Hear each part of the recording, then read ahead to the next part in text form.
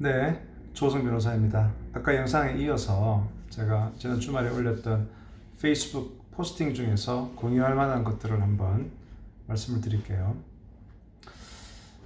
권한 이양, 권한 위임에 대해서 이 피터 드러크가 이런 얘기를 했네요. 일반적으로 권한 이양의 개념을 잘못 이해하여 일을 그르치는 경우가 많다. 자신이 해야 할 일을 이양하는 것이 아니라 자신이 해야 할 일에 몰두하기 위해서 타인이 할 수 있는 일을 넘겨주는 것이 권한이양이다. 상당히 의미심장하네요. 그러니까 진짜백의 권한이양은 내가 해야 할 일을 넘겨주는 것이 아니고 내가 실제 본질에 몰두하기 위해서 내 아닌 다른 사람이 할 수 있는 일을 제대로 넘겨주는 것, 그것이 권한이양이다. 그래요. 저도 한번 저를 돌아보게 하네요.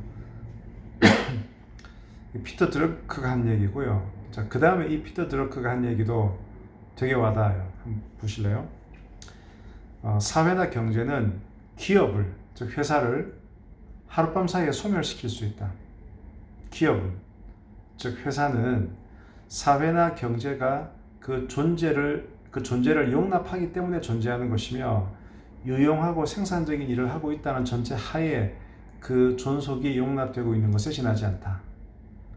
그래서 사회가 그 소멸을 허락하는 유일한 조직이 기업, 회사다. 대학이나 병원이 아무리 쓸모없고 생산적이지 못하더라도 전쟁이나 혁명과 같은 파국이 일어나지 않는 한 쉽게 사라지지 않음과 비교해보라. 피터 드러커. 물론 요즘은 뭐 대학이나 병원도 사라지죠. 하지만 이제 피터 드러크가 이 글을 썼을 때는 이제 아무래도 한 뭐 20년 전일 테니까 정말 이 회사, 일반 사기업체라는 것은 진짜 한순간에 날아가 버릴 수가 있죠. 그래서 저는 이 글을 읽으면서 정말 하룻밤 사이에 날아갈 수 있는 게 기업이다. 사회나 경제가 그 존재를 용납하기 때문에 존재하는 것이지. 그리고 유용하고 생산적인 일을 하고 있다는 전제 하에 그 존속이 용납되는 것이지 라는 이 말, 기업을 운영하고 있는 사람들은 한번 명심해야 될 말인 것 같고요. 또 제가 최근에 들었던 얘기를 인용을 했는데요. 어느 분이 그런 얘기를 하시더라고요. 무능한 리더는 결코 혼자 죽지 않는다. 무능한 리더는 결코 혼자 죽지 않는다. 리더가 무능하면 여러 사람들에게 민폐를 끼친다는 얘기겠죠. 근데 혼자 깔끔하게 피해를 보는 것이 아니고 리더는, 그리고 어떤 일을 크게 벌이는 사람이 뭔가 망가지게 되면 그 부정적인 파급 효과는 아주 크죠. 그러니까 참 리더로서는 그렇게 책임감이 큰 겁니다. 그 다음에 또 제가 예전에 썼던 이런 걸 올렸는데요. 한번 들어보시죠. 돌이켜 생각해보면 그래, 그때 그 일이 제대로 진행 안 되었기에 천만다행이야 라는 일들이 있습니다. 그때는 이 일 진행이 안 돼서 많이 속상했는데 가만히 생각해보니 만약 그 일이 그대로 진행됐다면 결과적으로 큰 낭패를 봤을 가능성이 크더군요. 여러분들도 그런 경험이 있으신가요? 일을 진행하려고 아둥바둥하기 전에 과연 내가 이 일을 제대로 감당할 만한 준비가 되어 있는지 돌아보는 지혜가 필요합니다. 실제 이런 일들 꽤 있어요. 뭔가 일을 준비하고 진행할 때는 정말 내가 이 일이 꼭 돼야 된다. 그 생각에만 몰두해 있죠. 그리고 안 되면 정말 안타까워하죠. 그런데 한 1년인가 2년 뒤에 돌이켜 생각해 보면 와, 내가 무슨 배짱으로 그때 그 일을 추진했지? 그리고 만약 그 일이 진행됐으면 야, 그거 어떻게 내가 감당했을까? 그리고 제대로 준비도 안 된 상태에서 그 일이 진행됐으면 내가 오히려 더 마이너스가 컸을 텐데. 그러니까 정말 뭔가에 빠지면 뭐 그런 거 있잖아요. 축록자 불견산이라. 축록자, 쫓을 축, 사슴록. 사슴을 쫓는 사람은 계속 사슴만 보기 때문에 불견 보지 못한다. 산을, 저기 옆에 있는 산을 보지 못한다. 일종의 블라인드 사이트, 맹시, 생긴다는 건데요. 그 뭔가 충분히 준비가 되어서 일이 왔을 때 그게 내게 되는 거지, 무리하게 땡겨서 하려고 하면은 사고가 납니다. 자, 이 말도 제가 좋아하는 얘기인데요. 그 마이클 미칼코라고 생각을 바꾸는 생각이라고 하는 책을 쓴 학자인데요. 이 사람 그 책 중에 이런 문장이 나와요. 인생은 해가 뜨기만을 기다리는 것이 아니라 빗속에서도 춤추는 법을 배워가는 과정이다. 한 번 더. 인생은 언제 해가 뜨냐? 언제 해가 뜨냐?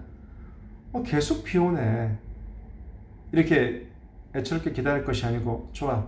그럼 네가 빗속에서도 어떻게 행동해야 되지?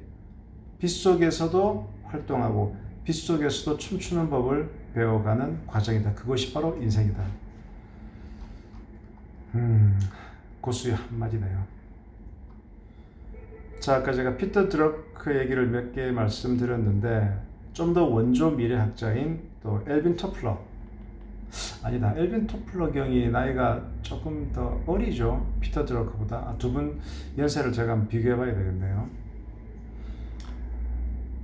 이런 얘기를 했었어요. 문맹, 21세기 문맹자는 글을 읽을 줄 모르는 사람이 아니고 학습하고 교정하고 재학습하는 능력이 없는 사람이다.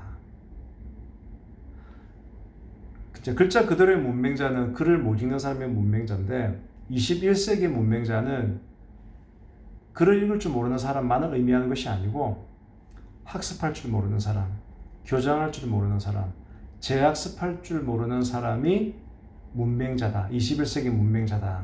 그 얘기를 했는데요. 우리가 학교에서 배울 수 있는 것은 너무 제한적이죠. 그리고 실제 제가 주위에서 봐도 성공하시는 분들은 내가 지금 어느 정도 경제에 이르렀다고 안주하는 것이 아니고 계속 안테나를 세워가지고 나보다 더 적은 기업을 운영하는 사람에게, 또 나보다 나이가 어린 사람이라도 얘기를 이렇게 들으면서 내가 필요한 것을 이렇게 취하는 스펀지 같은 그런 분들이 무서운 사람이죠. 자, 그 다음에 또 제가 쓴 문장 중에 책 속의 문장, 세라 루이스라는 사람이 쓴 책 누가 더 끝까지 해내는가라는 책에 이런 문장이 있답니다. 극작가 테네시 윌리엄스는 명백한 실패가 그를 움직이는 동력이 되었다고 고백하며 이렇게 말했다. 작품이 사람들의 시선을 끌지 못하면 그날 밤 다시 타자기 앞에 앉을 수밖에 없었어. 리뷰가 나가기 전에 뭐라도 해야 했으니까 다시 일을 손에 잡아야겠다는 생각이 성공했을 때보다 훨씬 더 절실했던 것 같아. 테네시 윌리엄스. 예전에 보면 그 영화에 보면 그런 거 나오잖아요. 무슨 유명한 그 작가들 예전 얘기들 영화로 만든 거 보면은 자기가 희곡을 써서 그걸 연극으로 나온다든가, 영화로 나오고, 특히 연극으로 나오는 그런 장면을 많이 본 것 같은데요. 그러면 그 유명한 뉴욕 타임스라든가 이런 쪽에 사람이 와서 이렇게 보고 리뷰를 하죠. 그 리뷰 한 줄이 다음날 신문에 나가게 되면 그 리뷰에 따라서 이 연극의 승패가 좌우되는데요. 그 테네시 윌리엄스는 그 욕망이라는 이름의 전차, 그 영화화 됐을 때 주인공이 비비안 리였던 것 같은데요. 욕망이라는 이름의 전차로 퓰리처상을 받아서 2차 세계대전 후에 미국 연극계를 대표하는 사람인데, 그 사람이 그랬다는 거잖아요. 이 뭔가 딱 작품을 썼는데 딱 처음 공연 올라갔는데 이미 거기서 반응이 나오는 거예요. 작품이 사람들의 시선을 끌지 못하면 그날 밤 내가 한 일은 술 먹는 게 아니고 다시 타자기 앞에 앉아서 다음 작품을 썼다는 겁니다. 리뷰가 나가기 전에, 보통 리뷰는 그 다음날 아침 신문에 나오잖아요. 그러니까 오늘 밤에 공연 올리고 이게 평이 안 좋은 거예요. 그러면 리뷰가 어차피 안 좋을 것 같으니까 좋아. 그 밤에 내가 할 일은 다시 타자기 앞에 앉을 수밖에 없었다. 그러면서 명백한 실패가 자신을 움직이는 동력이 되었다라고 고백했다고 하는데, 그래요. 참 대단하신 분입니다. 책 제목도 멋지네요. 세라 루이스의 누가 더 끝까지 해내는가. 이 책을 다 보지는 않았지만은 제가 이 책 속의 문장을 제가 재인용한 것인데요. 언젠가 이 책을 한번 봤으면 좋겠네요. 자, 끝으로 협상에 대한 얘기인데요. 제가 그 여러 가지 책이나 칼럼에서 보면 뭐 저기